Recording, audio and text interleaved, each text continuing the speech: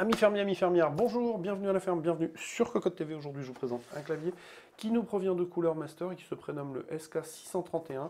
Comme vous le voyez sur l'image, c'est un tankless et alors, on l'a déjà testé en version 630. Le 1 de plus nous apporte un support Bluetooth, donc une connexion sans fil, il est RGB, il dispose des switches MX Cherry en low profile version rouge, donc l'un des switches les plus confort qui soit à notre sens. Donc au niveau du packaging, on retrouve du violet et du blanc, on est chez Cooler Master. Au dos, quelques explications qui nous donne les points forts du clavier. On a une plaque d'alu, on a des touches plateforme, on a du rétroéclairage, etc., etc. On a les switch MX Low Profile et le Bluetooth en version 4.0, donc c'est plutôt pas mal. Ce que je vous propose, eh bien, c'est de découvrir avec moi le bundle. Nous voilà donc face au clavier sorti de la boîte et vous le voyez immédiatement, comme il est transportable, il bénéficie d'une petite sacoche de transport, ce qui est plutôt bienvenu. Donc c'est effectivement la grosse plus-value du SK631, c'est-à-dire que comme il est Bluetooth, eh bien, on va peut-être pouvoir l'emmener pour l'utiliser par ailleurs avec d'autres éléments, peut-être un petit peu moins avec des ordinateurs, encore que sur des ordinateurs portables. Ça peut être intéressant parce que du coup on se retrouve avec un clavier mécanique, plutôt pas mal. On a bien évidemment l'USB vers USB-C qui va permettre de l'utiliser en filaire sur la machine principale. On a un képuleur si vous souhaitez démonter 2-3 petites choses. Le petit guide concernant le setup Bluetooth et le guide de l'utilisateur. Donc on a cette sacoche aussi. Alors je vais sortir le clavier et je vais vous reprendre tout de suite pour vous présenter un peu plus en détail le clavier. Nous voilà donc face au clavier. Alors comme vous le constatez, on a un clavier tankless, mais ça c'était déjà annoncé dès le début, donc format assez compact. Je rappelle encore une fois, comme toujours, que ça reste un format assez pertinent en termes d'ergonomie et de confort au travail, puisque l'écartement entre le bras qui reste sur le clavier et celui qui saisit la souris est plus naturel, plus parallèle que si on a un clavier au format classique. Donc ça reste peut-être une bonne idée que d'avoir un clavier tankless transportable. Donc vous le voyez, on a une plaque d'alu. Alors au niveau de la finition, eh ben, c'est du tout bon, hein. On a un beau chanfrein qui fait tout le tour. La plaque de plastique reste de bonne qualité et elle est cantonnée au bas, donc ça reste un clavier qui est assez plaisant à l'œil, indéniablement. Du côté du marquage, rien de particulier. On retrouve le marquage un petit peu badgé Cooler Master, c'est-à-dire quelques travaux esthétiques sur les parties écrites. Sinon, le lettrage est assez classique en soi.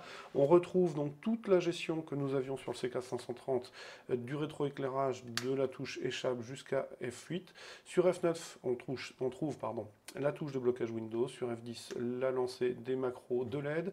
F11, F12, les macros plus classiques. Ici, tout ce qui a trait aux boucles. En dessous, on a le pavé de commandes multimédia. Donc on retrouve classiquement lecture pause, morceau suivant, volume plus, volume moins, morceau précédent, stop. Ici, la deuxième partie qui va permettre de gérer le rétroéclairage, donc la vitesse des comportements et la direction des comportements. La touche de fonction qui reçoit le logo Cooler Master. Bref, on retrouve ici les différentes sources Bluetooth que vous pourrez apparier avec le clavier. Donc on a un clavier qui pourrait vous rendre service, notamment par exemple sur une tablette. C'est un peu fastidieux de taper à la tablette. Et là, on se retrouve avec un clavier mécanique. Sur les tranches, rien de particulier si ce n'est la connexion en USB-C ici et le petit bouton qui va permettre, pardon, je n'étais pas dans le champ, de le mettre en route. En dessous, pas de surélévation, donc il est assez plat, ce qui n'est pas forcément dérangeant en soi, et 4 patins de caoutchouc avec un marquage Cooler Master. Au niveau de la frappe, eh bien c'est simple, on est assez confort, et en plus, c'est assez silencieux. Les touches doubles sont assez, pour ne pas dire franchement, bien maintenues. Je m'aperçois que j'ai oublié de vous parler, qu'on a une nouvelle implémentation de fonction, à savoir sur la touche retour, on peut couper le volume, je ne l'avais pas vu. Donc c'est un clavier assez complet et il a le bon goût donc d'être assez silencieux, de disposer de switch MX Cherry en rouge, même si ce sont des low profile, on a quand même beaucoup de douceur à la descente, un petit effet ressort à la remontée qui est assez sympathique. Alors, est-ce que je peux enlever une touche? Oui, vous voyez, on a donc le switch, la tringle qui va permettre de maintenir la touche sur les switches classiques. Bon, rien de particulier à vous présenter. Donc on est vraiment sur un produit qui est assez qualitatif et assez confort à l'utilisation. Je remets la barre espace en place. si j'y arrive, voilà, ça se clipse et on a quand même un bon maintien. Ça reste un clavier qui est assez intéressant. Alors j'ai quand même une inconnue, c'est qu'à ce jour, je n'ai pas le tarif de ce SK631, donc vraiment un clavier intéressant qui était en SK630 tarifé dans la moyenne, on va dire, j'allais dire juste moyenne, mais moyenne, parce qu'on avait un produit qui était autour de la centaine d'euros, si je ne m'abuse et je ne me trompe pas. Donc là, on devrait être autour de la centaine d'euros aussi, certainement. Ce qui est sûr et certain, c'est que ça reste un des TKL les plus confortables et les plus agréables à utiliser, donc je ne saurais trop vous le conseiller si vous êtes à la recherche d'un clavier, je dirais, assez polyvalent, que vous pouvez emmener au travail, dans la sacoche. Il ne prend pas beaucoup de place, c'est plutôt intéressant comme clavier indéniablement. En tout cas, le SK630 nous avait beaucoup plu et il n'y a pas de raison que ce SK631 ne nous plaise pas. Alors, ce que je vous propose, c'est de revenir lire le test écrit qui paraîtra assez prochainement sur cocoland.com. Comme d'habitude, je vous souhaite une excellente journée. Je vous dis au revoir et à très très bientôt.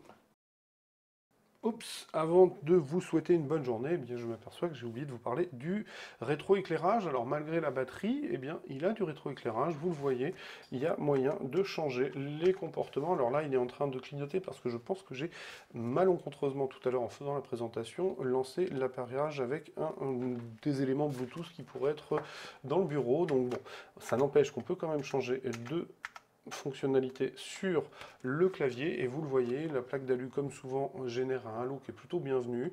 Ça reste toujours, je dirais, futile le RGB, si ce n'est qu'on peut trouver la couleur qui fait plaisir, c'est toujours ça de gagner.